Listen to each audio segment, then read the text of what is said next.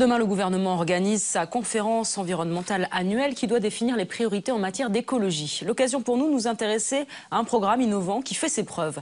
À Saint-Dié-des-Vosges, un HLM sorti de terre en janvier donne une idée de ce que pourrait être le logement social de demain, écologique et hautement performant en matière d'énergie.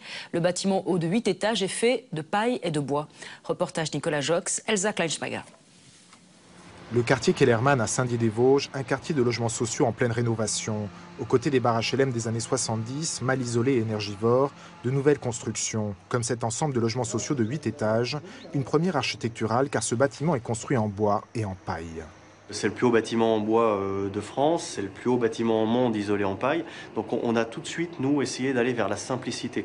La simplicité, c'est d'utiliser des matériaux donc, comme le bois, et puis sur lesquels on a simplement rajouté ces éléments-là, qui sont des caisses, comme des caisses de transport fabriquées dans une caisserie, des gens qui font des palettes, qui sont remplies de bottes de paille. La botte de paille, c'est vraiment directement la même botte que celle que vous voyez dans le champ. Cette structure en bois associée à la paille permet une isolation optimale réduisant de moitié les besoins énergétiques des logements. L'ensoleillement assure lui 30% des besoins en chauffage. Résultat, les charges pour un appartement de 4 pièces s'élèvent à 132 € par an contre 150 € par mois pour un logement social classique. Une économie considérable pour des locataires aux revenus modestes dans une région frappée de plein fouet par la crise. Le fonctionnement du logement au niveau du chauffage et tout. Impeccable. Tout va bien, c'est simple. Tout va bien, j'ai chaud. L'économie. C'est surtout ça qu'il faut regarder, l'économie. Parce que maintenant, les temps sont durs pour tout le monde. Si la paille et le bois offrent une isolation maximale, les équipements installés dans le local technique permettent d'assurer 95% des besoins en chauffage de l'immeuble, sans recours à des énergies fossiles. Ici, pas de fioul ni de gaz naturel, mais un système de récupération de l'énergie des eaux usées et l'utilisation de la géothermie profonde.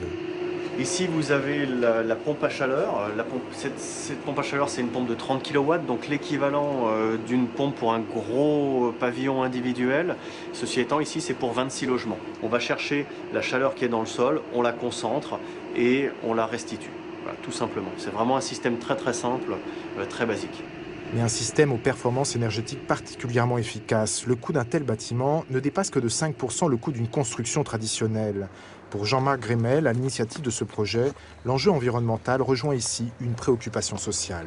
C'est un bâtiment qui est bon à la fois sur le plan écologique, puisqu'il a en termes de CO2 et en termes de protection de la planète. Et c'est un bâtiment qui est excellent pour nos locataires parce qu'ils ont peu de charges à payer. Et ceci permet en réalité de faire bénéficier à nos locataires, de leur rendre du pouvoir d'achat. Vous savez, c'est un SMIC par an qu'on leur fait économiser. Quand vous êtes smicard et vous économisez un SMIC de charge, je crois que vous êtes heureux. Allier le bois et la paille pour construire des logements sociaux et lutter contre la précarité énergétique, pour l'heure, les pouvoirs publics n'ont pas encore mis en place une réglementation pour généraliser de telles constructions qui pourraient pourtant constituer l'avenir du logement social.